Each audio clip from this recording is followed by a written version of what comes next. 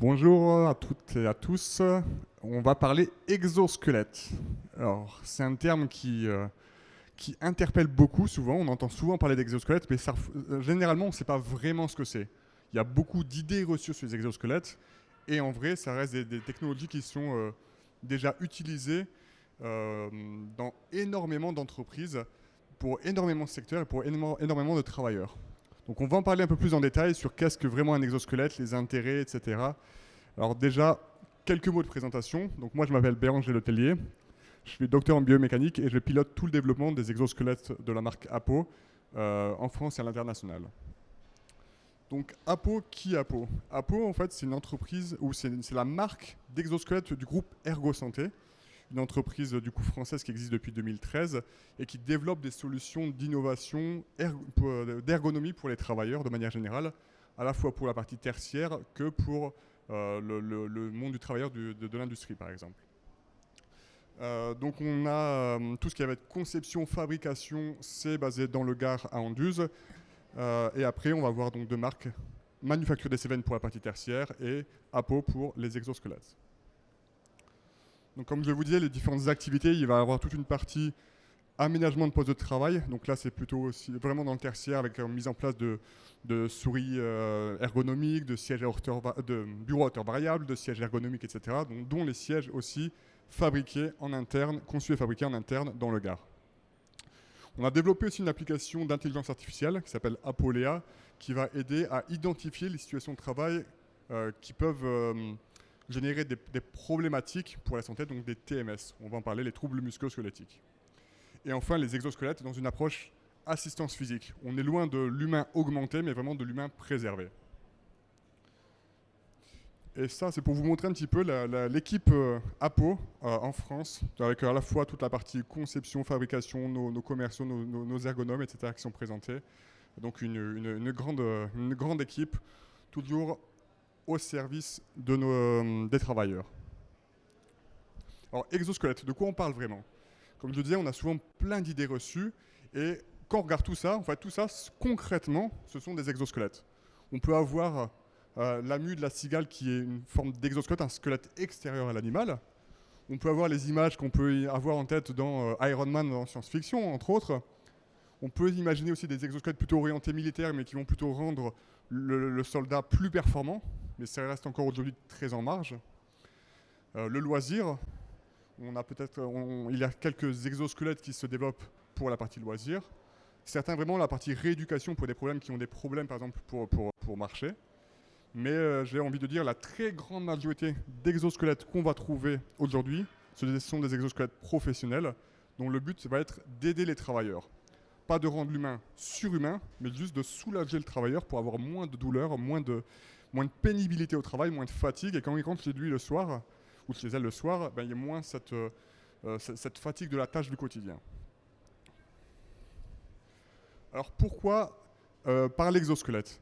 En fait, je vais commencer par parler TMS, donc les fameux troubles musculo-squelettiques, qui sont une vraie problématique qu'on va retrouver aussi bien en France que dans d'autres pays en fait. Alors qu'est-ce que c'est? Les TMS, ce sont des maladies qui vont toucher au niveau des articulations, des muscles, des tendons, et pour lesquelles le travail va jouer un rôle prépondérant pour réduire les capacités, on va dire, des travailleurs par les problèmes de santé. Et le TMS, ça vient, souvent c'est une origine de plusieurs facteurs qui se combinent, des facteurs liés à vraiment l'individu, son genre, son âge, etc.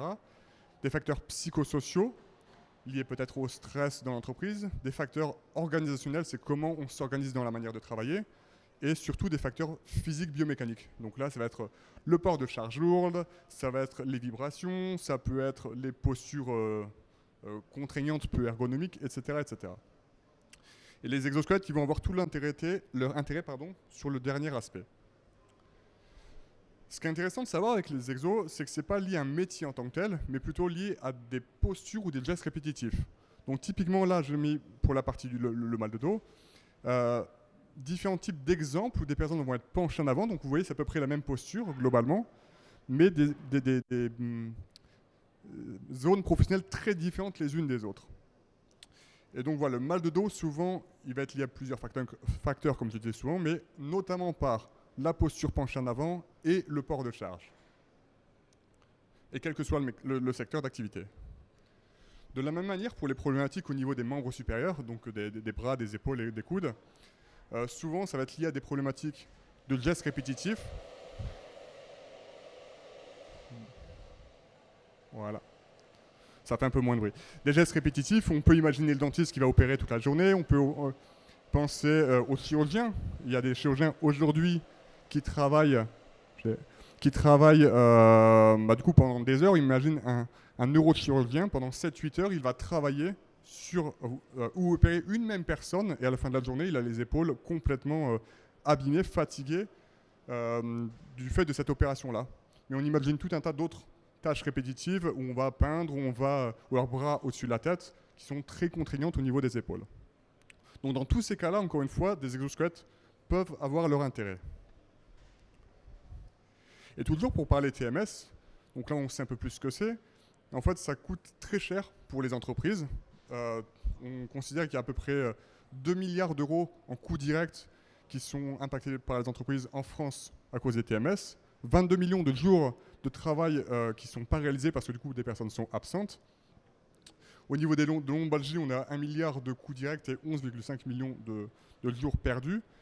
Donc c'est vraiment quelque chose de très conséquent, à la fois pour l'entreprise et à la fois pour les salariés qui, eux, ont aussi des problématiques du coup, de santé qui sont assez pénibles. Et sachant que pour les entreprises, il y a des obligations légales de prendre soin de la santé et la sécurité de leurs travailleurs, à travers notamment, dans le code du travail, avec le document unique qui va aussi essayer de trouver des solutions ou identifier et mettre en place des solutions pour réduire ces problématiques de TMS. Par rapport à ça, on peut se rapprocher des 9 principes généraux de prévention des risques. Donc là, encore une fois, c'est inclus dans le code du travail. Ces 9 principes généraux de prévention sont connus par tous les ergonomes. C'est vraiment la base de l'ergonomie et qui va dire comment on va faire pour réduire la pénibilité au travail. Donc il y a tout un petit parcours, éviter le risque, évaluer le risque, combattre le risque à sa source, etc.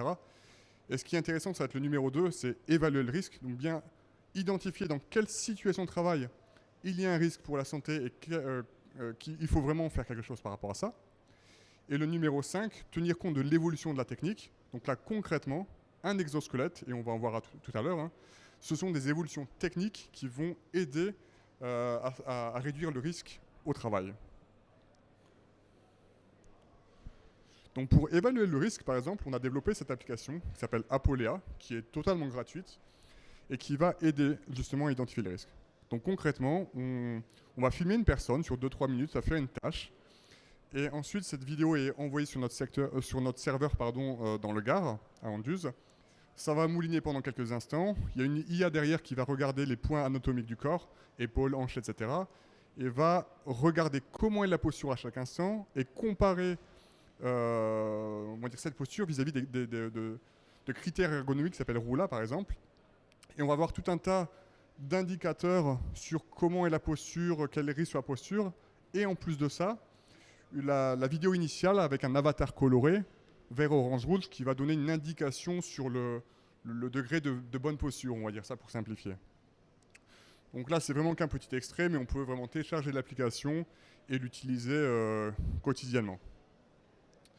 Aujourd'hui, on a plus de 32 000 utilisateurs de cette application à travers le monde. Et presque 60 000 analyses qui sont réalisées depuis 2021. Tout a été 100% développé en interne, conforme avec toutes les questions RGPD, etc. etc. Donc voilà, je vous invite en tout cas à la découvrir si vous ne la connaissez pas encore et à télécharger cette application. Pour revenir aux exosquelettes, du coup, je vous disais tout à l'heure, il y a beaucoup d'idées reçues. Et ça, en entreprise, dès qu'on y va, c'est la première chose à faire pour savoir vraiment de quoi on parle et pour s'assurer qu'il n'y ait pas de mauvaise compréhension des uns des autres dans cette démarche-là. Donc d'abord, c'est un exosquelette, c'est pas Iron Man, ça c'est clair. Un exosquelette, c'est ce qu'on appelle, au niveau de la norme, au niveau de l'INRS, des dispositifs ou robots d'assistance physique. On est vraiment dans une démarche assistance physique et pas humain augmenté. Idée reçue, c'est la solution à tous les problèmes. Alors combien de fois aussi, pareil, on va en entreprise et des personnes s'imaginent comme étant un exosquelette, ça va résoudre tous les problèmes de l'entreprise. Là encore, idée reçue. Un exo, il va aider à réduire les efforts excessifs, réduire les postures contraignantes, réduire les postures contraignantes pour les travailleurs. Le but d'un exo, c'est pas non plus de rendre plus fort, d'augmenter la productivité en tant que telle, loin de là. Vraiment, l'exosquelette, le but, ça va être d'aider les travailleurs pour réduire le risque aussi, les facteurs de risque d'apparition des TMS, tout en respectant les normes, par exemple la norme française X3509 qui va donner qu'on appelle ça, des critères sur de combien on peut par exemple porter ou pousser. Donc autrement dit, c'est pas parce qu'on a un exosquelette qu'on a le droit de plus porter ou plus pousser dans la journée.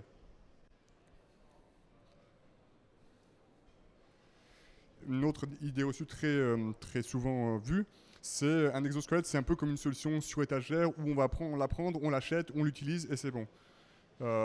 C'est ce que beaucoup de personnes ont pensé par le passé et en fait non, il y a vraiment besoin de toute une démarche qui est mise en place, il y a une norme qui existe par rapport à ça maintenant, sur vraiment bien identifier le besoin au départ, définir la bonne solution, faire des tests et déployer après les exosquelettes, faire un suivi, etc. Donc il y a vraiment toute une démarche qui est importante à prendre en considération. Autrement, le risque c'est que au bout de 2 semaines, l'exosquelette finisse dans un placard et prenne la poussière et c'est du perdant-perdant pour tout le monde. Dans les exos, on en parle de plus en plus, mais en fait, on peut dire l'origine existe depuis très longtemps. Les images que vous voyez ici, ce sont des images de brevets de ce qu'on peut appeler des exosquelettes. Donc le premier, c'est de 1889, Monsieur Smith qui avait imaginé une solution qui pouvait aider, je crois que c'est dans les champs de coton, pouvait aider à soulager le dos. Après, énormément d'idées, des milliers d'idées, non motorisées principalement. Et de manière générale, l'intérêt c'était toujours de faciliter le travail, réduire la fatigue, préserver la santé, et ce qu'on voit de plus en plus aussi pour du maintien dans l'emploi pour des personnes qui peuvent avoir des restrictions de santé. Les exosquelettes, du coup, maintenant, ils sont énormément étudiés. Il y a énormément d'études scientifiques qui sont faites très régulièrement. Toutes les semaines, il y a des nouvelles études. Ici, c'est une synthèse qui avait été faite dans un document de l'INRS qui date de 2021 sur les principales publications qui existaient. Donc c'est un petit résumé. Donc par exemple, pour les exos du dos, on voit que de manière générale, les exos du dos aident à réduire la sollicitation musculaire au niveau du dos, au niveau des lombaires. Ça va réduire les douleurs au niveau des lombaires. Ça réduit la fatigue musculaire. C'est-à-dire qu'on va pouvoir travailler plus longtemps avant de recevoir de la douleur, de ressentir la douleur. Mais il y a par contre des limites ou des questionnements suivant aussi les modèles d'exosquelette. Parfois, ça peut modifier la stratégie de mouvement. Donc, autrement dit, les exosquelettes vont aider, par exemple, à se pencher en avant. Mais si on doit faire des rotations, dans certains cas, pour certains modèles, ça peut gêner à ce niveau-là. Et après, suivant aussi les modèles, il peut y avoir des impacts sur l'équilibre des personnes, etc. Mais ça reste, je veux dire aussi, c'est à prendre aussi avec des pincettes, dans le sens où, depuis 2021, les exosquelettes ont énormément évolué. Et à l'époque, si un exosquelette pesait dans les 5, 6, 7 kg, aujourd'hui, ils font autour de 1 kg. Donc certaines limites ne sont plus vraies aujourd'hui. Pour les exosquelettes membres supérieurs, donc c'est pareil. L'analyse de l'INRS avait montré une diminution de l'activité des muscles fléchisseurs de l'épaule, pour pouvoir faire ce mouvement. Une réduction de l'inconfort perçu, sachant que ces deux paramètres sont directement influencés ou influencent directement le risque d'apparition des lésions tendiniteuses de l'épaule. Voilà. Et après, c'est pas parce que l'exosquelette va réduire la sollicitation des muscles que forcément le risque de TMS derrière est forcément réduit. Donc il y a différentes choses à prendre en compte, encore une fois, en fonction du type d'exosquelette. Donc l'INRS a beaucoup travaillé sur cette thématique, fait régulièrement des publications. En petite phrase de synthèse, c'était de se dire que un exo, ça n'est pas adapté à toutes les situations, à toutes les personnes, mais par contre, c'est une solution technique qui est à prendre en compte et à prendre en compte dans une stratégie globale de prévention des risques pour les travailleurs. Dans la démarche, de process d'intégration. Encore une fois, si on arrive, on disait tiens, allez, mettez des exosquelettes et voilà, vous n'avez pas le mot à dire, on est sûr que ça ne marchera pas. Encore une fois, il finira dans un placard, il y aura des réticences de nombreuses personnes. Et donc là, c'est pour ça qu'il y a une norme française qui est sortie en 2023, la norme X35800, qui va donner une méthode d'intégration des exosquelettes avec différentes phases: expression du besoin, sélection du bon exosquelette, mise en place et suivi, déploiement suivi. Donc voilà, c'est un peu ce qui est identifié ce qui est résumé un peu par rapport ici: identifier le besoin, sélectionner l'exosquelette, faire des pré-tests hors situation, en situation réelle, valider et déploiement avec un suivi, etc. Et un exosquelette,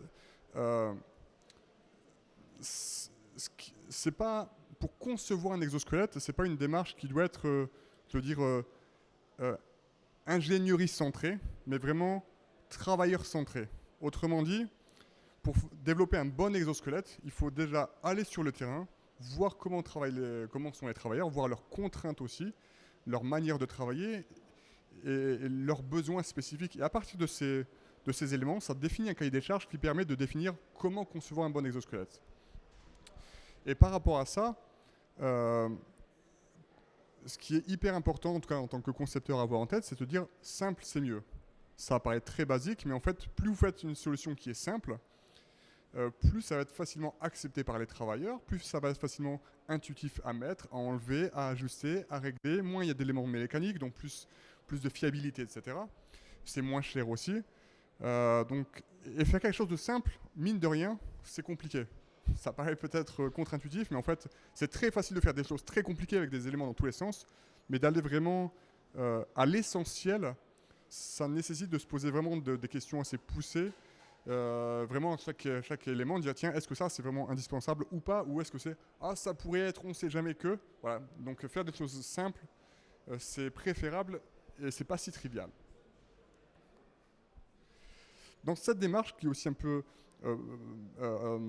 poussée aussi un peu par la norme, c'est d'avoir une approche itérative, c'est-à-dire, et c'est ce qu'on va faire chez Apo, c'est-à-dire partir d'une preuve de concept, le fameux POC, et ensuite faire plusieurs prototypes, évaluation, jusqu'à avoir l'exosquelette final. Et en intégrant toutes les évaluations à la fois liées au produit lui-même, pour qu'est-ce qui va aider dans la conception, c'est peut-être le temps de fabrication, le coût de fabrication, etc. Des choses plus sur l'utilisabilité. Est-ce que je peux facilement retirer les textiles? Est-ce que je mets du temps pour l'ajuster sur mon corps, etc. Et biomécanique, c'est aussi l'intérêt ou l'impact, on va dire, sur le corps ou la perception subjective de l'utilisation de l'exosquelette. Et avoir cette approche permet d'avoir un gain à la fois en objectivité. On parle vraiment sur des valeurs chiffrées, pas sur j'ai l'impression que ce prototype est mieux que le précédent. Et vraiment d'être réactif. C'est-à-dire on n'a pas besoin d'attendre le produit final, faire peut-être juste un test biomécanique, se dire finalement l'exosquelette génère des contraintes sur telle partie du corps, là il est un peu trop tard pour le modifier. Donc vraiment cette approche itérative permet de gagner du temps et de définir un meilleur produit. Quand on avait commencé à développer notre premier exosquelette, c'était en 2016, c'était avec un appel d'offres de la SNCF. Dans le cahier des charges, c'était de faire un exosquelette qu'on avait appelé un couteau suisse, donc assistance du dos, des bras, du cou, un porte-outil, etc. Donc c'est un exosquelette qui était assez volumineux, assez lourd, il faisait dans les 7-8 kg je crois. Très intéressant dans les manières de se poser les questions, mais par contre pas du tout utilisé dans la vraie vie. Et parce qu'en fait aussi ce qu'on pensait à l'époque, c'était qu'un exosquelette pouvait aller à tout le monde, toutes les situations de travail, toutes les personnes, toutes les morphologies. C'était un peu naïf, j'ai envie de dire. Mais on apprend en faisant. Et du coup, depuis, on a voulu vraiment segmenter en se disant, en fait, comme je disais tout à l'heure, sur le terrain, en logistique par exemple, on va avoir besoin d'un exosquelette plutôt pour porter des charges. On n'a pas besoin d'avoir d'assistance pour le cou par exemple. Ou un chirurgien a besoin d'exosquelettes pour les bras, pas pour le dos. Donc on a préféré segmenter par type d'assistance.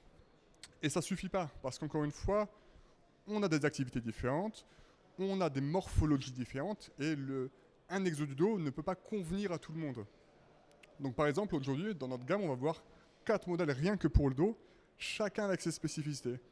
Et du coup, pour être adapté, le mieux adapté à tout le monde. Donc c'est la technologie qui s'adapte à l'humain, qui s'adapte au travailleur, et pas l'inverse. C'est pas le travailleur qui doit s'adapter à une technologie qui a été développée comme ça. De la même manière, pour les membres supérieurs, plusieurs types d'exosquelettes en fonction du type d'assistance dont on va avoir besoin. Mais on va en parler plus en détail juste après. Et ici, vous voyez, en fait, ce sont que des exosquelettes, on va dire, non motorisés. Donc il n'y a pas de moteur, il n'y a pas de vérin, il n'y a pas tout ça. Ça va fonctionner avec des ressorts en fibre de verre. C'est eux qui vont apporter une assistance physique. Et ce qui permet d'avoir des solutions relativement légères et assez intuitives et simples à utiliser. Je vais rentrer un petit peu dans le détail de ces différents modèles d'exosquelettes pour vous montrer un petit peu, par exemple. Cet exosquelette-là, le Apo SD, c'est l'exosquelette le plus polyvalent qu'on va avoir pour le dos. Pour tout ce qui va être port de charge, tout ce qui va être flexion du tronc, travail au sol. Et il est constitué, en fait, vous voyez, un harnais qu'on va porter sur le corps, une ceinture, un report de l'assistance au niveau des cuisses, donc avec des manchons à ce niveau-là. Et sur les côtés, ce sont des ressorts en fibre de verre. C'est ce qu'on va voir ici, par exemple. Donc dès qu'on va, par exemple, se pencher en avant, il va y avoir un transfert du poids du haut du corps vers les cuisses grâce à ces ressorts. Et nos analyses, en fait, nos études qu'on a réalisées en laboratoire ont montré une réduction effective de moins 15% de l'activité des muscles au niveau du dos. Donc un vrai soulagement pour les travailleurs. Et qu'on peut retrouver, encore une fois, pour tout type d'activité, de l'électricien. Ici, c'est dans une laverie, dans les vignes, etc., etc. Là, par exemple, celui-ci, c'est le Apobac. Sa spécificité, il va être plutôt dédié aux tâches où on va être flexion du tronc de 0 à 90 degrés. Mais si à certains moments, on a besoin de s'asseoir, par exemple dans un Fenwick, sans avoir besoin de retirer tout l'exosquelette, ben on va désactiver. Ici, sur le côté, il y a des petites bagues, on va désactiver l'assistance. Tac, et après, on va pouvoir s'asseoir dans notre engin. On a fini, on se relève, on réactive l'assistance et on peut continuer de travailler. Est-ce que je peux te demander, mon collègue, du coup, s'était porté volontaire pour pouvoir vous le montrer. Donc voilà, comme il dit, ça va se mettre comme un sac à dos. Donc d'abord les bretelles, ensuite il va mettre la ceinture. Et les tiges que vous voyez sur le côté, donc ce sont eux les ressorts en fibre de verre. Si je remets par exemple, vous voyez sur cette image, c'est d'un ancien modèle où on voit des ressorts jaunes. Et pourquoi maintenant ils sont noirs? Parce qu'en fait, c'est un choix volontaire, c'est que pour le travailleur, il n'a pas envie d'être stigmatisé. Et s'il y a quelque chose de très visible sur lui, bah, les autres vont dire « Ah, toi t'as ça !» Et ça peut être perçu par un frein pour l'acceptation finale. Donc on a préféré, alors qu'au départ c'est vraiment un peu notre signe de fabrique, mettre des ressorts en jaune. Comme si on image Ikea c'est jaune et bleu, bah voilà, nous, Apo c'était les ressorts jaunes. Et ben on a préféré mettre des couleurs plutôt neutres, grises ou noires par exemple pour celui-ci, pour être plus passe-partout transparente, on va dire, dans l'activité professionnelle.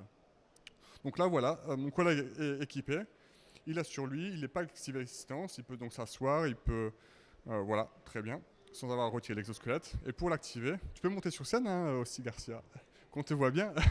Et pour activer l'assistance, on désactiver, il descend la bague pour activer de chaque côté.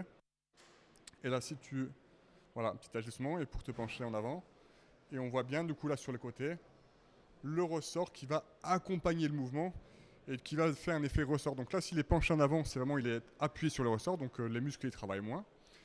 Et si il va se baisser, ben, il va avoir vraiment l'effet ressort, tac, pour m'aider à me redresser.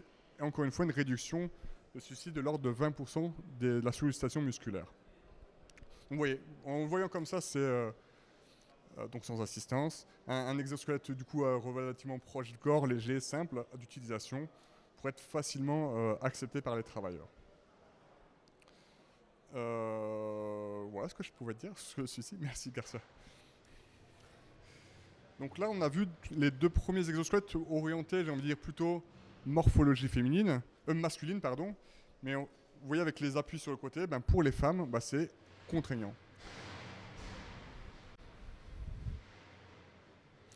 Donc par rapport à ça, on a fait tout un travail, on s'est rendu compte qu'il y avait des femmes qui travaillaient aussi.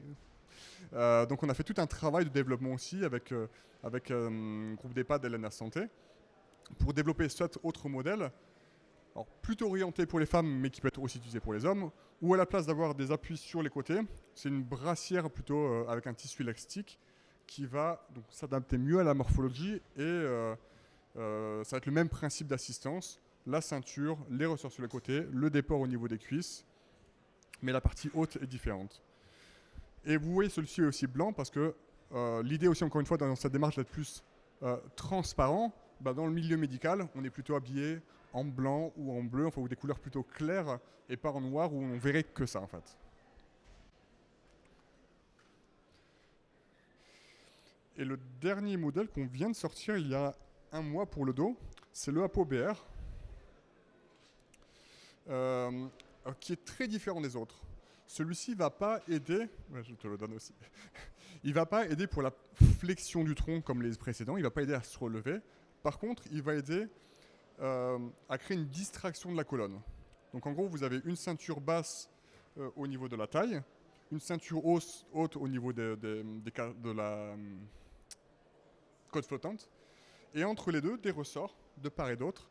Et quand on va activer l'assistance, en fait, les ressorts vont écarter les deux ceintures pour se grandir. En fait, on fait à peu près 1 ou 2 cm. On est 1 ou 2 cm plus grand avec l'exosquelette. Donc ça fait moins de pression au niveau de la colonne. Donc ça va vraiment créer un soulagement immédiat du dos. Et ce qui est très intéressant aussi, c'est que ce modèle, il peut être utilisé pour toutes les personnes qui vont être debout ou assises, ou debout par exemple, de piétiner par exemple, toute la journée, ou en agent d'accueil par exemple. Les os, ils restent que debout, et bien en fait celui-ci, grâce à cet effet de distraction, ça va le grandir et donc ça va soulager son dos. Donc là, il a donc mis les ceintures, il les a serrées. Pour activer, il faut lever les petites sangles jaunes.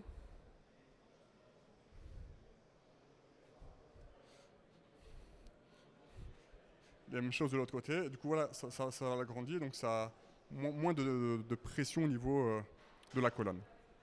Et après, pour ajuster, voilà, on peut redescendre un petit peu. Merci Garcia. Ensuite, pour les membres supérieurs, il existe plusieurs types d'assistance. Parce qu'en fait, on peut souvent penser les bras travailler bras en hauteur, donc on en verra après, mais il y a énormément de métiers. On va voir les bras devant soi, typiquement encore une fois des chirurgiens, pour la traite des vaches, pour de la peinture, enfin pour plein de métiers, on va avoir les bras un peu gestes répétitifs devant soi. Donc l'idée de cet exosquelette, il va pas aider à porter des charges, juste porter le poids des bras. Et c'est déjà énorme, on va dire, dans la durée. Imaginez, vous pouvez faire le test aussi, hein, vous gardez les bras tendus rien que 30 secondes et vous allez sentir qu'au bout de 30 secondes, ça commence déjà à chauffer au niveau du deltoïde antérieur. Alors imaginez justement le neurochirurgien qui pendant 7-8 heures va opérer. Donc celui-ci, on va avoir les bras qui vont être suspendus au niveau du coude grâce au ressort. Donc on met d'abord le harnais comme il vient de le faire. Ensuite, on va mettre l'interface du coup de part et d'autre du coude. Voilà, donc petits ajustements morphologiques. Et là, du coup, le bras est vraiment suspendu. Et la sensation, en fait, souvent que les gens nous disent, c'est un peu comme quand vous êtes dans l'eau. Vous savez, quand vous êtes dans l'eau, il y a moins l'effet gravité. Et c'est un peu la même idée. Ici, il y a un système un peu antigravitaire. Et du coup, ça soulage énormément au niveau des membres supérieurs. Donc vraiment tous les gestes répétitifs que vous pouvez avoir devant vous. Et avec très peu d'éléments mécaniques, ce qui fait qu'en fait, on garde une grande liberté de mouvement. On n'est pas contraint, en fait, mécaniquement parlant, par l'exosquelette. Donc ceci, c'est vraiment travailler bras, on va dire, devant soi, cette amplitude devant soi. Et il y a donc aussi d'autres métiers où on va plutôt travailler bras au-dessus de la tête. Et dans ces cas-là, là, l'assistance de celui-ci ne suffirait pas. Donc on a un autre modèle qui va être le Apo Up, où ici encore on a des ressorts en fibre de verre, mais qui sont des lames à l'intérieur ici, et qui vont apporter un appui sous le bras. Et donc voilà, le bras va être appuyé dessus et on va pouvoir faire les travaux. Donc des électriciens, ça peut être pour du passage de câble par exemple, ça peut être peindre un plafond, des plaquistes, dans le, qu'on appelle ça, mécanicien auto ou dans l'industrie, enfin dès qu'on va avoir les bras levés au-dessus de la tête. Donc là, c'est toujours le même principe. Je te remercie Garcia pour être tu es un bon cobaye en tout cas. Le même principe, le harnais qu'on va la mettre. Ensuite, mettre l'interface au niveau du bras. Et on va pouvoir, sur ce modèle, ajuster le niveau d'assistance. Parce qu'en soi, si vous avez une assistance très forte, on sait bien, vous tenez bien les bras en l'air, mais si vous devez forcer pour descendre, bah là, c'est hyper contre-productif. Et c'est pas du tout l'objectif. Donc là, on peut réduire, ou ajuster le niveau d'assistance pour être, quand on descend le bras, bah, on ne force pas, ça vient naturel. Et on est assisté quand on est les bras en hauteur, et on descend naturellement. Donc, voilà, on peut faire un bras et l'autre de la même manière. Et de la même manière, pour mettre cet exosquelette, il y a pas. Souvent, ce n'est pas des gens qui ont des douleurs d'épaule. Donc, l'idée, c'est pas de lever le bras, aller chercher en hauteur, mettre l'exosquelette où on a déjà mal aux épaules. Ben, directement, on attache l'exosquelette, qu'on a le bras en bas, et après, on peut travailler naturellement.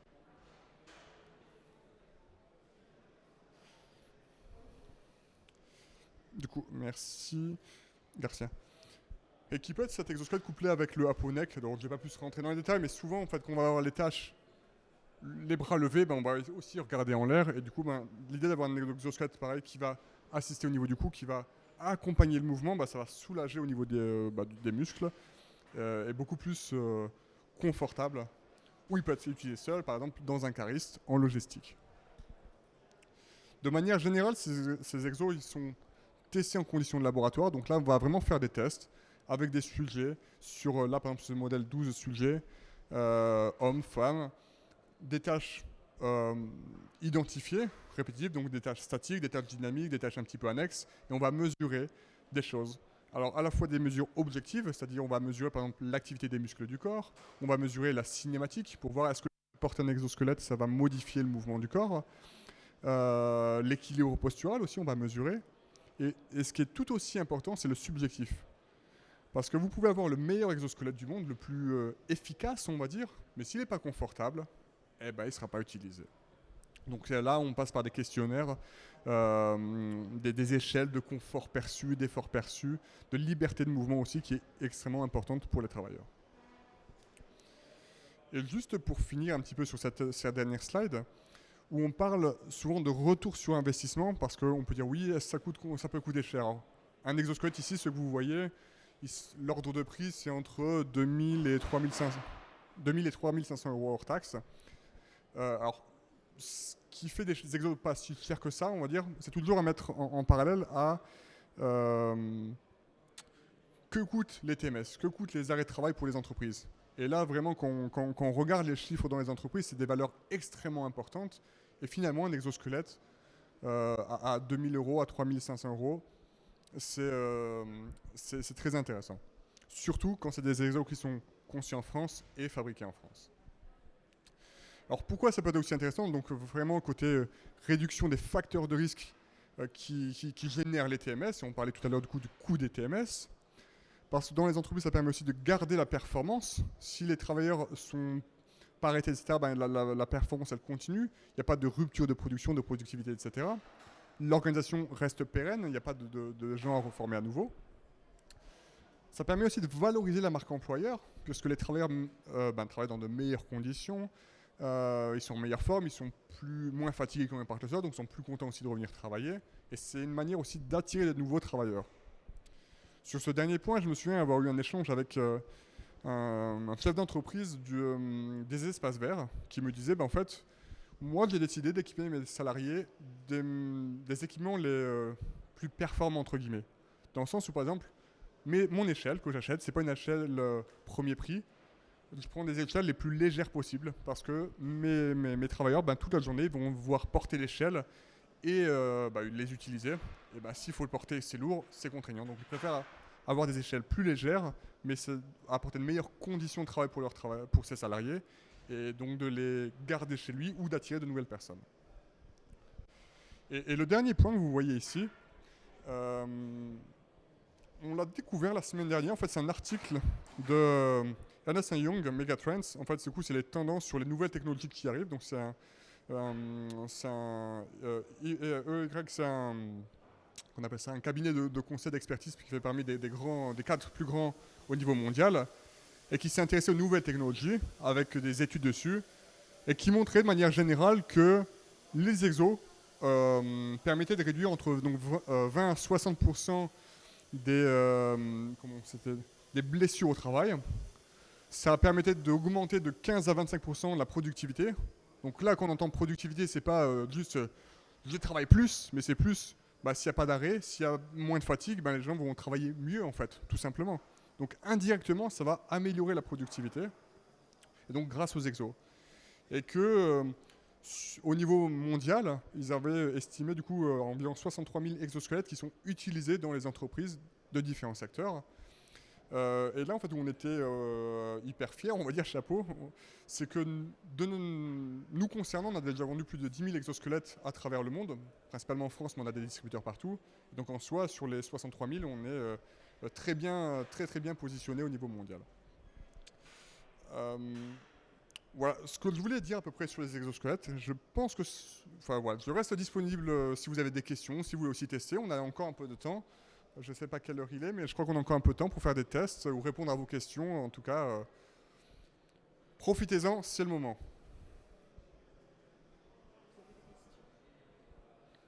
C'est toujours aussi intéressant d'essayer un exo. Ouais, on a toute notre gamme ici, d'essayer les exos. Parce qu'on peut se faire une image de ce que ça fait, mais de le ressentir l'effet, c'était assez bluffant. Moi, j'avais une question par rapport à...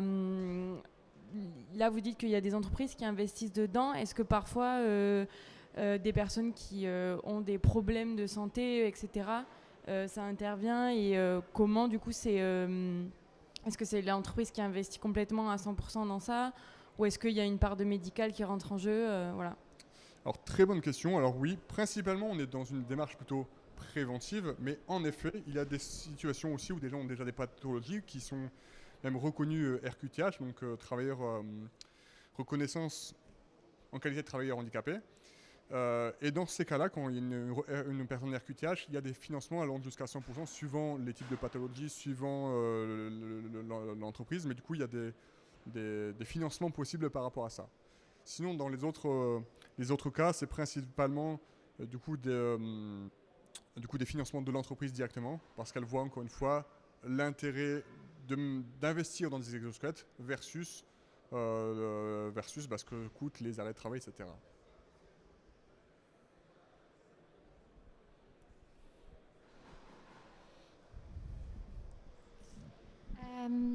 Vous avez parlé du processus d'intégration. Et donc du coup, là, il y a des modèles, du coup, on va dire, de série. Mais quand on veut faire ce projet-là dans une entreprise, est-ce qu'il y a toujours cette phase de prototype avant de passer à la phase finale du modèle qu'on veut? Ou plus trop maintenant, vu qu'il y a des modèles déjà existants, on va dire, de base, on va dire? Alors, la question est très bonne aussi. Je vais dire, dans un monde idéal, il faudrait presque avoir des exosquelettes sur mesure, comme je vois, vous avez des lunettes sur mesure pour vous. Dans les faits, par exemple, votre voiture, c'est une voiture de série, c'est pas une voiture individuelle. Par contre, là où, en tout cas par rapport à chez Apo, c'est là où je l'ai dit tout à l'heure, on a, par exemple, sur le dos, 4 modèles d'exosquelettes. Du coup, pour s'adapter vraiment aux besoins de la personne, à la morphologie de la personne. Et on peut avoir différentes tailles d'exosquelettes, donc encore une fois, pour s'adapter aussi à la personne. Donc, avec tout ça, on arrive à trouver la meilleure solution, on va dire, par rapport aux personnes.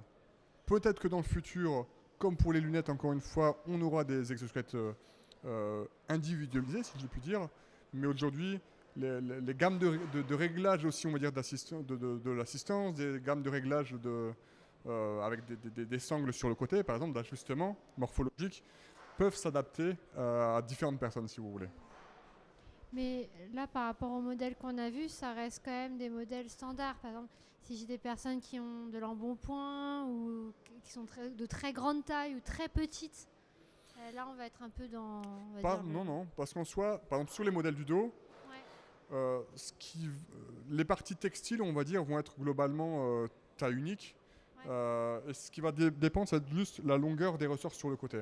Donc plus on est grand, plus il faut des grands ressorts. Ou celui-ci par exemple, c'est pour la peau fonte, qui est pour donc les membres supérieurs, avec tous les éléments de réglage que vous avez avec les sangles ici sur les côtés, les longueurs là de sangles où on peut vraiment, on peut mettre du monde. Derrière aussi, on peut régler la hauteur du coup des ressorts ici. C'est télescopique, on peut augmenter. Du coup, vraiment pour s'adapter à une très grande type de morphologie. Donc, on précise du coup les gammes, on va dire les gammes, les tailles des personnes, le diamètre du coup, tour de taille, tour de hanche, etc. Toutes les préciser, mais on peut quand même couvrir une très très grande majorité de personnes. En 5 ans, par exemple, celui-ci, on fait beaucoup de tests, beaucoup de ventes aussi par derrière, puisque ça correspond. On a eu ici dans le Grand Ouest une seule personne qui a nécessité donc une augmentation de la sangle que je vous ai montré. On a rajouté 10 cm, je pense, parce que la personne était de forte corpulence. Autrement, il y a des personnes qui sont très très minces, par exemple. Là, je suis d'une taille standard, on va dire. Il y a des personnes, on peut ajuster très très haut comme ça, et on peut faire des ajustements comme ça. C'est technique, mais c'est possible d'adapter vraiment d'une personne assez petite à une personne très grande ou un peu forte.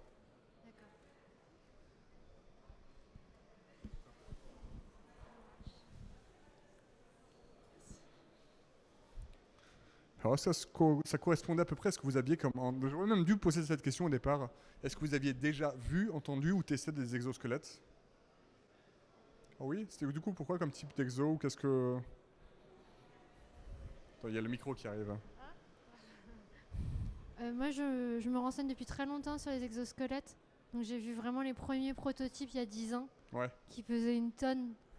Donc j'étais pas favorable du tout en fait. Donc j'attends. Je sais que l'INRS a fait tout un projet dessus, à ce sujet. Donc j'attends. Là je vois que ça a encore bien évolué. Je me dis ça commence à être pas mal là, maintenant. Je vous invite si vous voulez juste après, vous pouvez essayer pour vous rendre compte aussi ce que ça fait vraiment. C'est relativement du coup aussi léger, assez simple, enfin en tout cas ces modèles-là. Ça a énormément évolué par rapport à notre premier qui était le Shiva Exo. Peut-être que le nom vous parle. Avec la SNCF, du coup, c'est un gros modèle, on va dire, mais plus rien à voir avec ce qu'on a ici. D'autres peut-être avaient déjà ou testé ou vu ou des idées reçues sur les exosquelettes. C'est pas grave. En tout cas, voilà, on reste disponible. Si vous voulez, on a aussi des petites brochures qui permettent d'expliquer un petit peu les différents modèles, différentes informations.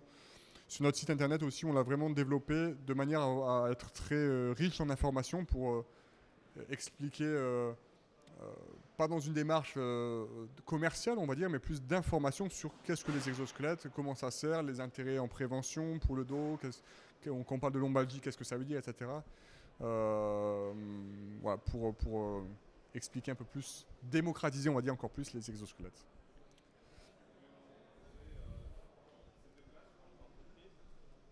On se déplace dans les entreprises. Si vous êtes intéressé pour aller étudier un poste, identifier le besoin, vous accompagner. On est disponible partout en France. Moi, je suis responsable au niveau secteur ici, Grand Ouest. Donc, je m'occupe avec mes conseillers en aménagement des postes du département de la Sarthe, Mayenne et toute la Normandie. Donc je ne sais pas si on a nos cartes là, avec des plaquettes. Sentez-vous libre de nous proposer des disponibilités pour aller essayer de vous accompagner et puis faire des démonstrations, mais vraiment en réel, chez vous, en entreprise, directement. Merci à vous.